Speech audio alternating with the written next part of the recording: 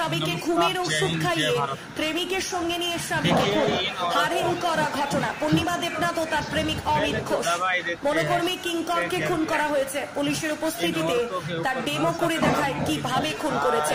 স্ত্রী সহ স্ত্রীর অবৈধ প্রেমিক সেই প্রমোটার।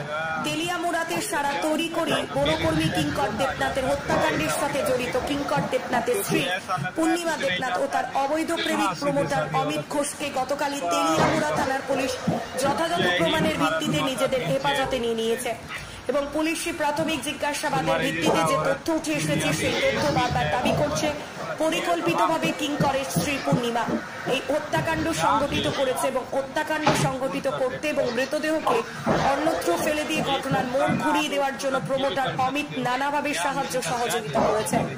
এই পরিপ্রেক্ষিতে পুলিশ স্পষ্টভাবে তদন্ত করছে এবং গতকাল মহকুমা পুলিশ আধিকারিক দাবি করেছিলেন এই ঘটনার পেছনে আর